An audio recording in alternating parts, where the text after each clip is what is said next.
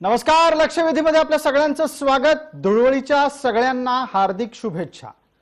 चर्चेची सुरुवात ही कोरोनाच्या बाबतीतली आहे आणि कोरोनाच्या निमित्तानं ज्या पद्धतीनं राज्यामध्ये राजकीय विषय सुरू झालाय तो सुद्धा कोणत्याही धुळवडीच्या पेक्षा कमी नाही. महाराष्ट्र पुन्हा एकदा टाळेबंदीच्या दिशेने वाटचाल करतोय अशा प्रकारचं सूचक वक्तव्य मुख्यमंत्र्यांच्याकडून आयोजित करण्यात आलेल्या कोरोना आढावा बैठकीमध्ये करण्यात आलं आणि नंतर त्या बैठकीच्या अधिकृत प्रेस नोटमध्ये अर्थात प्रसिद्धी माध्यमांना देण्यात आलेल्या पत्रकामध्ये स्पष्टपणे म्हटलं गेलं की अधिकाऱ्यांना मुख्यमंत्र्यांनी टाळेबंदीच्या संदर्भातली तयारी करायला सांगितलेलं आहे. ज्या क्षणी टाळेबंदी पुन्हा होऊ शकते असे संकेत इतक्या सर्वोच्च पातळीवरून दिले गेल्याच्या नंतर त्याच्या अत्यंत स्वाभाविक प्रतिक्रिया उमटल्यात. महाराष्ट्रामध्ये विरोधी पक्ष या नात्यानं भारतीय जनता पार्टी कार्यरत आहे आणि कोरोनाच्या प्रकरणामध्ये महाराष्ट्र सरकारशी संपूर्ण सहकार्य करण्याची त्यांची भूमिका असताना सुद्धा टाळेबंदीच्या प्रकरणात भारतीय जनता पार्टीनं वेगळी भूमिका घेतली आहे. भारतीय जनता पार्टी महाराष्ट्रामध्ये टाळेबंदी झाली तर त्याचा कडाडून विरोध करेल इतकं स्पष्ट वक्तव्य महाराष्ट्र प्रदेश अध्यक्ष चंद्रकांत पाटील यांनी केलंय. चंद्रकांत पाटलांच्या या वक्तव्यामुळे टाळेबंदीच्या निमित्तानं सत्ताधारी विरुद्ध विरोधक असा संघर्ष उभा राहण्याची चिन्ह आहेत. हे एका बाजूला घडत असताना दुसऱ्या बाजूला कोविड सेंटर्स फुल व्हायला लागली आहेत, अर्थात भरून वाहायला लागली आहेत. लसीकरणाच्या बाबतीतलं आव्हान अद्याप कायम आहे आणि ज्या वेगानं कोरोना पसरतोय त्या वेगानं मृत्यूदरही वाढू लागला आहे. अगदी ताज्या घडामोडींमध्ये कोरोनानं 40,000च्या पलीकडे प्रतिदिवशीची नोंदणी अर्थात नवे रुग्ण सापडण्याची संख्या दाखवून दिलेली आहे. हे सगळं घडत असताना प्राथमिक आरोग्य ही राज्य सरकारची जबाबदारी आहे हे विसरता कामा नये. पण त्या प्राथमिक आरोग्याची जबाबदारी पार पाडली जात असताना केंद्राकडून पुरेसं सहकार्य होतंय का? लशीचा हवा तितका पुरवठा होतोय का? मिळणाऱ्या लशी वाया तर जात नाहीयेत ना? आणि ज्या पद्धतीनं लसीकरणाला वेग द्यायला हवा त्याच्याच जोडीला कोरोनाच्या बाबतीत चाचण्या जबाबदारीनं वेगानं होत आहेत का? जे कोणी कोरोना बाधित सापडतायत त्यांचं कॉन्टॅक्ट ट्रेसिंग अर्थात त्यांच्याच संबंधात आणि संपर्कात आलेल्या लोकांचा माग काढला जातोय का? या आणि अशा अनेक प्रश्नांसह आजची लक्षवेधीची चर्चा कोरोनाची धुळवड राजकीय.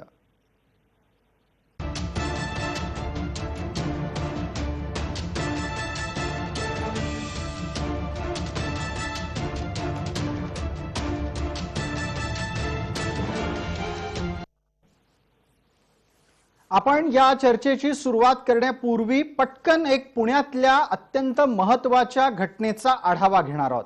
पुण्यामध्ये कोविड सेंटर्स परत एकदा सुरू झाली. या आधीच्या टप्प्यात ती जेव्हा चालत होती त्यावेळेला केवळ आणि केवळ वादानच ती भरलेली होती.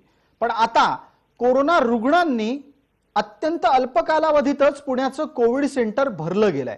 आमचे प्रतिनिधी ज्ञानेश्वर हिंगोलीकर या क्षणाला पुण्यातून आपल्याशी जोडले गेलेत. ज्ञानेश्वर, असं काय घडलं की कोविड सेंटर इतक्या अल्प कालावधीमध्ये पुण्यात भरलंय? आणि जर समजा एका कोविड सेंटरमध्ये जागा नसेल तर पर्यायी व्यवस्था पुण्यात आहेत का? कारण पुणे हे भारतात कोरोनाची राजधानी एकदा बनून गेलंय. पुन्हा एकदा कदाचित तशाच प्रकारची परिस्थिती निर्माण होण्याची शक्यता वर्तवली जाते. ज्ञानेश्वर, नक्कीच मी ज्या ठिकाणी उभा आहे हे पुण्यातलं जम्बो कोविड सेंटर आहे आणि या ठिकाणी जे कोरोनाग्रस्त आहेत त्यांच्यावर उपचार चालतात. मध्यंतरीच्या कालावधीत जर आपण पाहिलं तर कोरोना रुग्णांची संख्या ही कमी होती, मात्र मागच्या काही दिवसांपासून हजारोंच्या संख्येनं पुण्यामध्ये आकडे वाढतायत. खासगी रुग्णालय असतील किंवा शासकीय रुग्णालय असतील, इथे जी बेडची कमतरता आहे ती कमतरता लक्षात घेता खरं तर हे जम्बो कोविड सेंटर सुरू करण्यात आलेलं होतं. 300 बेड या जम्बो कोविड सेंटर मध्ये आहेत, त्यापैकी 200 हे ऑक्सिजन बेड आहेत. मात्र सगळे बेड आता फुल झालेले आहेत. बाहेरचे जे रुग्ण आहेत त्यांना या ठिकाणी दाखल करण्यात येतं. मात्र जर आता हे कोविड सेंटर इथले सगळे बेड जर फुल झाले असतील तर आता रुग्णांना ठेवायचं कुठं, त्यांच्यावर उपचार कुठे करायचे असा प्रश्न पुणे महानगरपालिकेसमोर पडलेला आहे. आणि आता अशा परिस्थितीमध्ये जे खासगी हॉस्पिटल्स आहेत त्यांचे बेड महानगरपालिकेनं आता ताब्यात घ्यायला सुरुवात केलेली आहे. याला पर्याय म्हणून हे पाऊल असू शकतं असं आपण म्हणू शकतो. मात्र ही तात्पुरती जरी व्यवस्था असली तरी या सगळ्या यंत्रणेचा आपण विचार करत असताना ही सगळी यंत्रणा तोकडी पडते असं आपल्या लक्षात येईल. जम्बो कोविड सेंटर ज्यावेळी सुरू झालं त्यावेळी मोठी आशा होती, मात्र मध्यंतरीच्या काळात जसे जसे रुग्ण कमी होत होते तशी ही सगळी यंत्रणा पुन्हा ढासळायला सुरुवात झाली. याच्यावरचं जे लक्ष होतं ते कमी व्हायला लागलं आणि आता झपाट्यानं ज्यावेळी पुन्हा कोरोना रुग्णांचे आकडे वाढतायत तेव्हा इथे एकही बेड शिल्लक नाही. रुग्णांना कुठे ठेवायचा असा प्रश्न निर्माण झालेला आहे. अगदी जी परिस्थिती ज्ञानेश्वर आपण जी परिस्थिती पुण्यात सांगताय तशाच प्रकारची परिस्थिती नागपुरात आहे, त्याच प्रकारची परिस्थिती औरंगाबाद मध्ये आहे आणि यावेळेला ग्रामीण परिसरामध्ये सुद्धा कोरोनाच्या वेगानं प्रसारानं प्रशासन चिंतेत आहे. धन्यवाद ज्ञानेश्वर. आपण आपल्या चर्चेच्यासाठी उपस्थित असलेल्या मान्यवरांकडे परत येतोय. आपल्या सोबत आज चर्चेमध्ये कोण मान्यवर आहेत त्यांची पटकन आपल्याला ओळख करून देतो. आपल्या सोबत महाराष्ट्राचे माजी आरोग्यमंत्री डॉक्टर दीपक सावंत आहेत, भारतीय जनता पार्टीचे मुख्य प्रवक्ता महाराष्ट्रातले केशव उपाध्ये आहेत. आपल्यासोबत दोन आरोग्य विश्लेषक आहेत, IMA महाराष्ट्राचे माजी अध्यक्ष डॉक्टर अविनाश भोंडवे आहेत, तसंच आरोग्य विश्लेषक या नात्यानं आपल्यासोबत देवयानी खानखोजे आहेत, त्या मुंबईमध्ये आमच्या स्टुडिओत हजर आहेत. आत्ताचा पहिला आणि थेट प्रश्न माझा डॉक्टर अविनाश भोंडवे यांना आहे. चर्चा जरी राजकीय असली तरी पण त्याचं पहिलं वळण राजकीय असू नये या नात्यानं मला डॉक्टर अविनाश भोंडवे यांच्याकडून जाणून घ्यायचं आहे. आत्ता आमच्या प्रतिनिधीनं पुण्यातली परिस्थिती सांगितली आणि त्याचं एक वाक्य अत्यंत महत्वाचं आहे, यंत्रणा तोकडी पडतीये. ही परिस्थिती आपल्याला जाणवायला उशीर झालाय, ही परिस्थिती आपल्याला जाणवली आहे तरीही अपेक्षित हालचाली होत नाहीयेत का? डॉक्टर भोंडवे, आपलं म्हणणं अगदी बरोबर आहे. ही परिस्थिती पुण्यामध्ये आहे, तीच परिस्थिती संपूर्ण महाराष्ट्रात आहे. साधारणतः 15 फेब्रुवारी पासून अशी परिस्थिती लक्षात यायला लागली होती की ही कोरोनाची जी आता ही दुसरी लाट आहे ही खूप वेगाने वाढतीये. परंतु सुरुवातीपासूनच दुसरी लाट आहे हेही मान्य करायला तयारी नव्हती. हा एक नवा विषाणू आहे हेही मान्य करायला तयारी नव्हती आणि त्यामुळं जी योग्य ही वाढ होणार, एवढ्या मोठ्याने ही दुसरी लाट येणार, जगाच्या इतिहासातल्या सर्व दुसऱ्या लाटी ह्या पहिल्या लाटेपेक्षा या खूप मोठ्या असतात, हे सगळं माहिती असूनही प्रशासनाकडून काही गोष्टींची त्रुटी पडली. परंतु अर्थातच याला पूर्णपणे बेसावध राहिलं असंही म्हणता येणार नाही. त्या दृष्टीने महाराष्ट्र शासनाने ठिकठिकाणी आपली जी आरोग्य सेवा आहे ती 50% ज्या खाजगी रुग्णालयाच्या खाटा आहेत त्या 50% अधिकृत करण्याची पुन्हा एकदा नोटीस काढली. त्याचप्रमाणे ऑक्सिजनचा पुरवठा आणि इतर गोष्टी यांच्यातही सर्व पुरवठ्याच्या सर्व गोष्टींबद्दल तरतूद केली. परंतु दुर्दैवाने ही साथ एवढ्या वेगाने वाढतीये की आज परिस्थिती अशी की 50%ची डॉक्टर भोंडवे मध्ये थांबवतोय. आपण निरीक्षण नोंदवलं की बऱ्याच टप्प्यांवर वस्तुस्थिती स्वीकारायला तयारी नव्हती असं दिसलं. कोण वस्तुस्थिती स्वीकारत नव्हतं? नाही, यामध्ये असं होतं की आपल्याला माहितीये की महाराष्ट्रात दुसरी लाट आली आहे, हे साधारणतः 15 फेब्रुवारी पासून सुरुवात झाली. परंतु आपल्याला कल्पना आहेच की महाराष्ट्रात दुसरी लाट आली हे ज्यावेळेला पंतप्रधान मोदींनी आणि माननीय आरोग्य सचिव राजेश भूषण यांनी सांगितले की महाराष्ट्रात दुसरी लाट आली आहे, त्यानंतर महाराष्ट्रात दुसरी लाट आल्याचं मान्य केलं गेलं. ज्या वेळेला आपल्या या चॅनेलवरही आपण बोललो होतो की हा कदाचित वेगळ्या पद्धतीचा विषाणू असू शकेल, महाराष्ट्रात म्युटेशन झालेला असू शकेल, परंतु हेही महाराष्ट्र सरकारला आणि आरोग्याच्या अधिकाऱ्यांना मान्य नव्हतं. ज्या वेळेला पुन्हा एकदा केंद्रीय आरोग्य खात्याकडून हे जाहीर झालं की महाराष्ट्रात वेगळ्या प्रकारचे 2 डबल म्युटंट व्हायरस आहेत, त्यावेळेला ते मान्य झालं.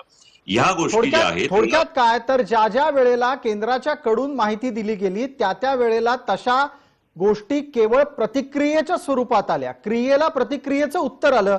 माझ्यासोबत देवयानी खानखोजे आहेत, ते आरोग्य विश्लेषक आहेत, आरोग्य क्षेत्रामध्ये विद्यमान स्थितीमध्ये त्या कार्यरत आहेत. देवयानी खानखोजे, कॉन्टॅक्ट ट्रेसिंग अर्थात जो बाधित आहे त्याचा माग काढण्याची जबाबदारी आणि टेस्टिंग अर्थात कोरोनाच्या चाचण्या वाढवण्याची जबाबदारी, या दोन्ही पातळीवर महाराष्ट्र मागे पडलेला दिसतोय आणि त्याचा थेट परिणाम असा आहे जागतिक पातळीवर महाराष्ट्र सारखं राज्य अनेक देशांच्या रांगेत 4थ्या क्रमांकावर नव्या कोरोना वाढीच्या क्षेत्रात जाऊन पोहोचलेला आहे. करून दाखवलं यालाच म्हणतात का? मला असं म्हणावंसं वाटतं की 15 फेब्रुवारीला जेव्हा सेंट्रल हेल्थ मिनिस्ट्रीमधनं त्यांचे जे हेल्थ सेक्रेटरी आहेत तेव्हा त्यांनी जेव्हा हे सांगितलं की महाराष्ट्रात नवीन व्हायरस आलेला आहे, नवीन रुग्ण नवीन याची दुसरी लाट आलेली आहे, त्यावेळेला महाराष्ट्र सरकारने त्याची नोंद बरोबर घेतली नाही, त्याच्याकडे दुर्लक्ष केलं गेलं आणि त्याप्रमाणे लोक वाटेल तशी वागत होती, बाजारामध्ये गर्दी होत होती, लोकांचं कॉन्टॅक्ट ट्रेसिंग होत नव्हतं आणि आज आपल्याला महाराष्ट्रामध्ये जवळजवळ 40,000 रुग्ण दिसत आहेत. आपल्याकडे मुंबईमध्ये ची संख्या जवळजवळ 7,000वरती पोहोचलेली आहे. सगळे हॉस्पिटल्स फुल आहेत, बेड्स अवेलेबल नाही आहेत आणि अशा परिस्थितीमध्ये प्रायमरी रिस्पॉन्सिबिलिटी अशा काळामध्ये जेव्हा की पॅन्डेमिक असतो ती राज्य सरकारची असते. त्यावेळेला याच्यात एक छोटी आठवण परत एकदा करतो. आपण परत त्याच परिस्थितीमध्ये जाऊन पोहोचलेलो आहोत ज्या परिस्थितीमध्ये आपण पहिल्या टप्प्यात होतो. आजची ही जी परिस्थिती आहे ही पहिल्यांदा जेव्हा पॅन्डेमिक ब्रेक झाला होता त्याच्यापेक्षा अतिशय वाईट आहे. एकेका वेळेला पूर्वी आपल्याकडे जेवढी संख्या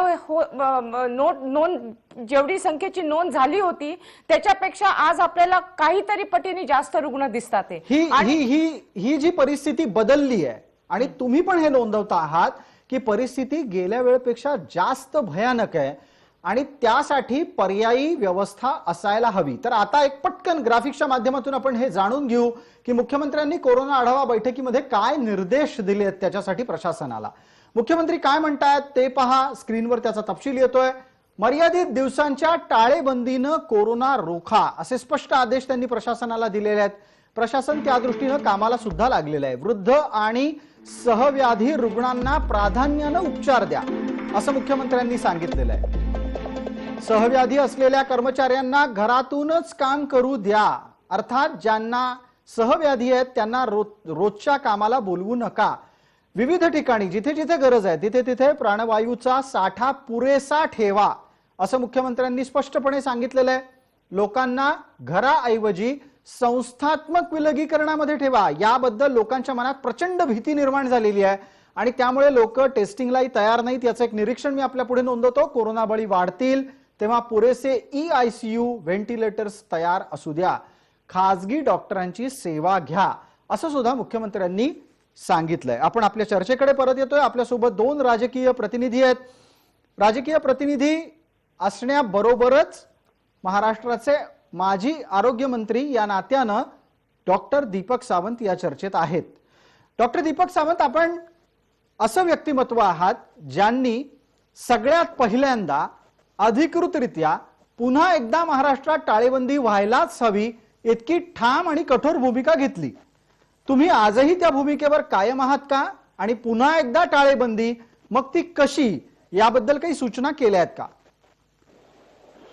निश्चितपणे माझ्या भूमिकेवरती मी आजही ठाम आहे की टाळेबंदी निदान पार्शल लॉकडाऊन तरी असणं आवश्यक आहे. कारण ज्या पद्धतीने लोक फिरतायत, ज्या पद्धतीने लोक बाहेर पडतायत, बीचवर दिसतायत, आपल्याला मॉलमध्ये दिसतायत, मंडयातून दिसतायत किंवा रस्त्यावर दिसतायत किंवा पर्यटन क्षेत्रामध्ये दिसतायत, त्या पद्धतीने कोरोनाचा प्रसार हा खूप जोरात होतोय. याचा वेग जवळजवळ 70 ते 80% पेक्षा जास्त आहे असं म्हटलं तर चुकीचं होणार नाही. म्हणून मी सूचना अशी केली.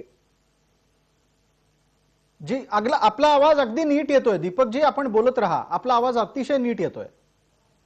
बरोबर. तर मी त्यानंतर आणखीन एक सांगू इच्छितो की या पद्धतीने जर आपण टाळेबंदी केली नाही किंवा पार्शल लॉकडाऊन केलं नाही किंवा रात्रीची संचारबंदी मी हे म्हणत नाही, संचारबंदी असा शब्द वापरता, संचारबंदी असा शब्द वापरतोय. संचारबंदी केली तरच हा कोरोना आटोक्यात येईल किंवा त्याला थोडी तरी व्यसन बसेल असं माझं वैयक्तिक मत आहे आणि ते मी त्या मीटिंगमध्ये देखील मांडलं होतं. ज्या पद्धतीनं तुम्ही आत्ताच्या घडीला संचारबंदी आणि टाळेबंदी या 2 भूमिकांच्या बाबत स्पष्ट मत मांडलं, मला आपल्याला असं विचारायचं आहे डॉक्टर दीपक सावंत, आपण स्वतः महाराष्ट्र सरकारमध्ये काम केलेलं आहे. अर्थचक्र चालवण्याची एक मोठी जबाबदारी पण राज्य सरकारवर असते आणि आता जेव्हा पहिल्या टाळेबंदीला शिथिल करून पुनश्च हरिओम म्हटल्याच्या नंतर मागे फिरणं सरकारला शक्य आहे का?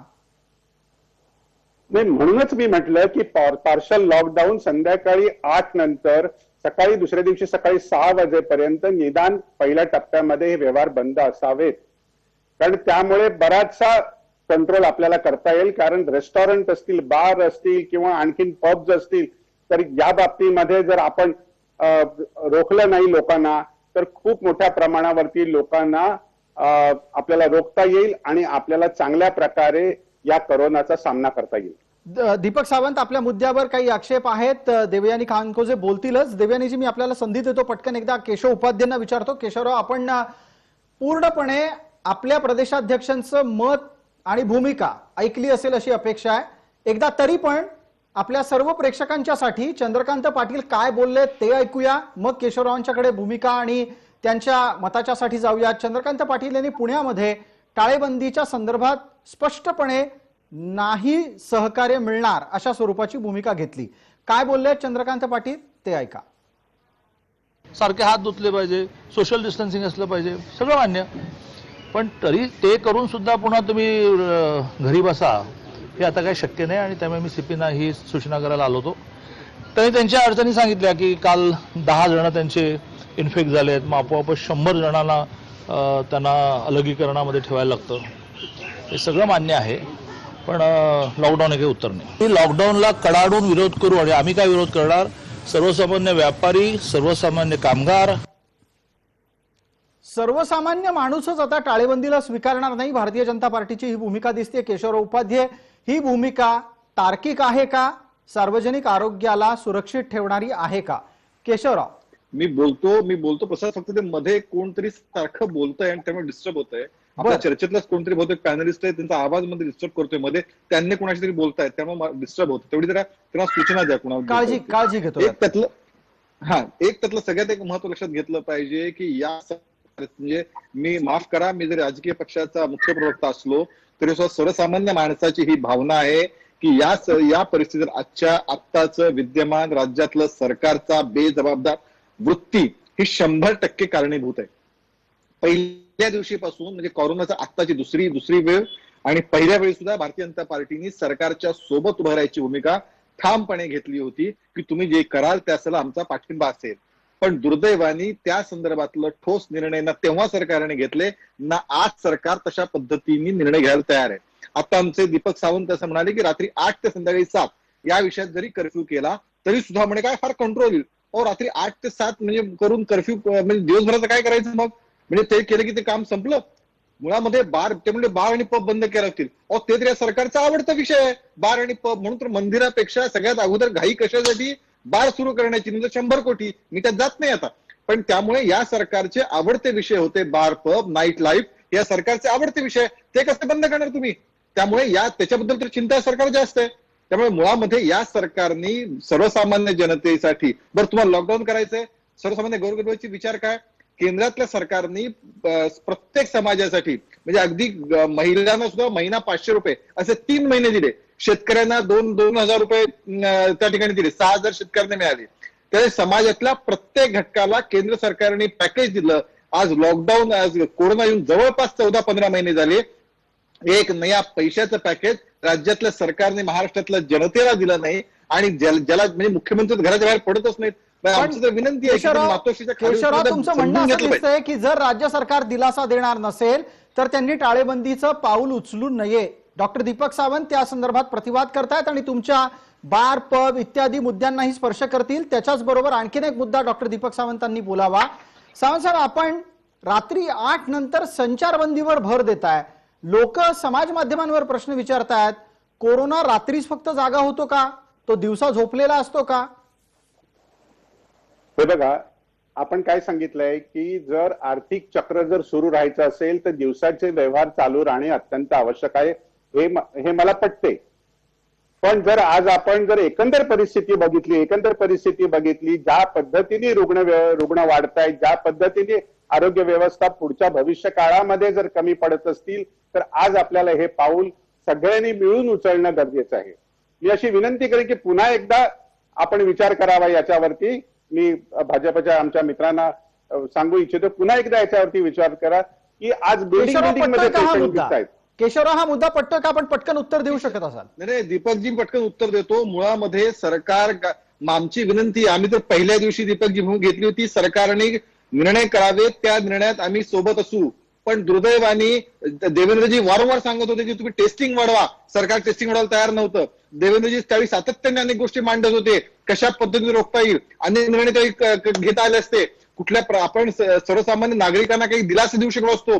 यातलं एक तरी माननीय दीपकजी अजून तर शिवसेनेचे असावेत आहेत असे माझी समजूत आहे. त्यांनी आम्ही विरोधी पक्ष म्हणून सोबत यायला तयार आहोत, पण किमान सरकारने संवेदनशीलता दाखवावी, हालचाल करावी. नुसतं बातोशीत बसून मुख्यमंत्री राहतात, पुढे जनतेत काय चाललंय ह्याची शिवसेनेतच आहे. आपण जे आता म्हटलं ना, मी शिवसेनेतच आहे केशवजी, मी मी शिवसेनेतच सांगतो आहे. तुम्हाला की त्या शिवसेनेमध्ये माझी विनंती ही आहे की तुम्ही मुख्यमंत्र्यांनी किमान मातोश्रीच्या खाली उतरून गोरगरिबांची काय अवस्था हे तर जाणून घ्या. दीपक सावंत साहेब एका गोष्टीचा भारतीय जनता पार्टी मुद्दा करताना दिसतीये, ते म्हणजे मुख्यमंत्री घरातून बाहेर पडत नाहीत. हा मुद्दा या वेळेला असू शकतो का, आणि तो जनमानसात सुद्धा बऱ्यापैकी सर्वदूर पोहोचलेला आहे असं निरीक्षण आहे. तुमच्याकडे याचं उत्तर आहे का? आहे ना, निश्चितपणे आहे. मुख्यमंत्री महोदय हे प्रत्येक जिल्हाधिकाऱ्यांशी बोलतायत, प्रत्येक महानगरपालिकेच्या अधिकाऱ्यांशी बोलतायत. परवा आग लागल्यानंतर ते स्वतः फील्डमध्ये आलेले होते, त्यांनी स्वतः जाऊन पाहणी केली. आणखीन काय करायला पाहिजे, त्यांची कदाचित इच्छा जास्त असेल. आताची अपेक्षा आपण ऐकली असेल की आता सुद्धा बाहेर पडावं आणि जिथे कोरोनाचा सर्वाधिक प्रसार आहे तिथे जावं, अशी अपेक्षा व्यक्त ज्यावेळी होते. मुख्यमंत्री निघतात त्यावेळी मोठ्या प्रमाणावरती फौजफाटा पण निघतो ना, त्यामुळे अधिक प्रसार आणि संसर्ग वाढण्याचा देखील हा संभव असतो. त्यामुळे मला असं म्हणायचं आहे की मुख्यमंत्री यावरती बारीकाईने लक्ष देऊ नये. हे बस नाही झालं का? मुख्यमंत्र्यांनी स्वतः इतकं पुरेसं मला बोलायचंय प्रसाद. केशवराव, अगदी केशवराव, मीच आपल्याला विचारतोय की इतकं पुरेसं नाही का की तंत्रसिद्ध युगामध्ये व्हीसीच्या माध्यमातून महाराष्ट्र चालतोय की, असं जर दावा केला तर? अहो, मुळात असं आहे की मुख्यमंत्री ज्यावेळी म्हणजे उंटावरून शेळ्या हाकण्यापेक्षा हे उंटावरून शेळ्या हाकणं झालं. असं आहे की मुख्यमंत्री ज्यावेळी एखाद्या जिल्ह्यात जातात त्या जिल्ह्यामधल्या प्रशासन गतिमान होतं. अनेक गोष्टी ज्या इथे बसून प्रसाद काथे कळत नसतात, माहिती होत नसतात, किंवा जी जिल्हाधिकाऱ्यांना आवश्यक आहे तेवढीच माहिती ते देत असतात. प्रशासनाला सगळी माहिती तुमच्या समोर इथं बसून येतेच असं नसतं. ज्यावेळी तुम्ही त्या जिल्ह्यात जाता त्यावेळी त्या जिल्हा गतिमान होतो, त्या जिल्ह्यातले अनेक विषय आपोआप मार्गी लागतात. ज्यामध्ये जम्बो कोविड सेंटरच्या अडचणी आहे, जम्बो कोविड मला वाटतं की आपली चर्चा भरकटते आहे. प्रसादजी, दीपक सावंत ही चर्चा कशी भरकटते? आपण चर्चा भरकटवण्याचा आक्षेप भारतीय जनता पार्टीच्या प्रवक्त्यांवर लावताय. ही चर्चा कशी भरकटतीये? भाजपचं म्हणणं असं आहे की राज्याच्या प्रशासकीय प्रमुखानं सक्रिय व्हावं, ग्राउंडवर उतरावं, मैदानात उतरावं आणि लढा द्यावा. ग्राउंड झिरो मैदानात जाण्याचं मग काय असतं? तुम्ही मंत्री राहिलेला आहात, तुम्ही आमदार राहिलेले आहात आणि खरोखर चांगले आमदार होतात. तुमच्या आमदारकी नंतर काय शिवसेने काढून देते माहिती नाही, तुमचा विषय. पण तरी सुद्धा ग्राउंड झिरो एका गोष्टीचं केशवराव आपल्याला डॉक्टर दीपक सावंतांचं कौतुक करायला लागेल, ते म्हणजे ज्या वेळेला रुबेलाच्या लसीकरणाचा मुद्दा होता तेव्हा दीपक सावंत मालेगावमध्ये तळ ठोकून होते. दीपक सावंत साहेब, याचा धडा किमान आपल्या पक्षाच्या प्रमुखांनी घ्यायला हवा की नको? नाही, हे बघा, आता एक गोष्ट आहे की आपल्याला सध्या आपण याच्यावरती चर्चा करूया की संचारबंदी करायची का लॉकडाऊन करायचं की काहीच नाही करायचं. बर, कारण आपल्याला बाकीच्या देशांची परिस्थिती पण माहिती आहे. ब्राझीलमध्ये आज साधारणपणे दिवसाला 3,500 ते 4,000 लोक मरतायत आणि इतका प्रसार झालेला आहे की या व्हायरसचा की जर आपण त्याची सगळी माहिती घेतली तर आपल्याला देखील कळेल की पुढचं भयानक संकट आपल्याला टाळायला पाहिजे.